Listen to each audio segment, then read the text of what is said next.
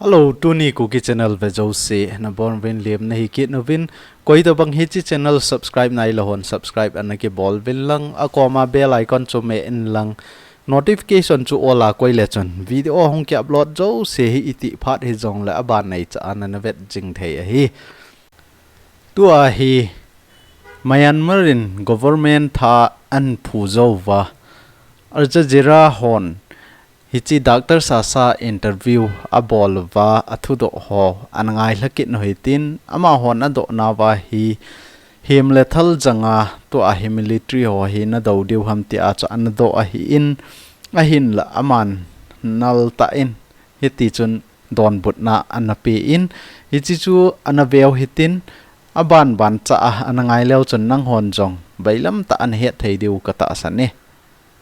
Dr. Sasa is the Union Minister of International Cooperation and spokesman for the National Unity Government of Myanmar. He joins us now live via Skype from an undisclosed location. Good to have you with us, sir. What is your government aiming to achieve, and how will it gain legitimacy internationally and with the people of Myanmar? We have to end this violence now. 715 people of Myanmar have been killed by these ruthless military generals. This violence against the people of Myanmar, these criminal activities, military operation against the people of Myanmar has to end now. So we formed these national unity governments that is included of all ethnic nationalities. Our president, acting president will be Kachin. Our prime minister is for Karen, and the rest from different part of the country. We came together to vow to end this military dictatorship and to hand over the power back to the people of Myanmar. Yes, but how, sir, are you going to do that? And how are you going to gain legitimacy with the international community? International community must choose between the evil and good, between democracy and dictatorship. Our government that we form is elected by the people of Myanmar for the people of Myanmar through democratic process of a free and fair election of 2020. That means that international community, which are free and fair and democratic, has the responsibility to quickly and immediately accept, recognize, and support this national unity government. This is the only legitimate body in the country of Myanmar. This is the only democratic body in the country of Myanmar.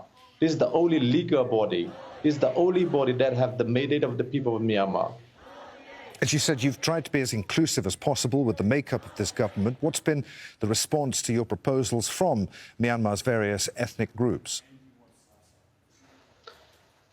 When we formed this national unity government, civil society organizations all around the country are included, ethnic arms organizations were included, and political parties were included, and most importantly, elected member of parliament in 2020 elections were included. So these four main stakeholders are included there, and it's very important that this national unity government is recognized by international community as it is being recognized by the people of Myanmar.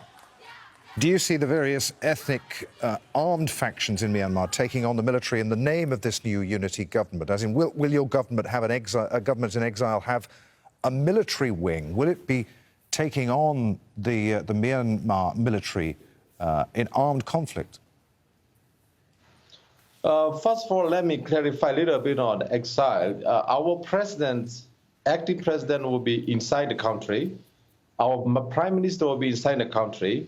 And 70% of our cabinet minister will be inside the country. Therefore, it's inside the country. We are the government that will be working inside the country. So it's very important that it's not called as exiled government. It's the government inside, they'll be functioning. Of course, these ethnic arms organizations, they have been formed for several decades. They have been fighting for the freedom and the federal democracy of Myanmar. So that is, they are with us in the same page. We all be fighting for one common ground. That is for Federal Democratic Union of Myanmar, the freedom of Myanmar, and the justice for Myanmar. And then everybody will have to have the future without military dictatorship. So we vow for roadmap. One is eradication of military dictatorship in all forms. Roadmap 2 is nullification of 2008 Constitution. Roadmap 3 for us is to build Federal Democratic Union of Myanmar. And roadmap 4 is to build emergence of people's government. So until we achieve those 4 objectives and purposes, we will not rest. And I ask again, sir, are you prepared to use arms in order to do that? The question is that these ethnic arms organizations has been fighting for their freedom for the last several decades. So when I say we are together, that means we will fight for our freedom and justice and democratic union of Myanmar. Good to talk to you, sir. Many thanks indeed for being with us. Dr. Sasa there. Thank you very much.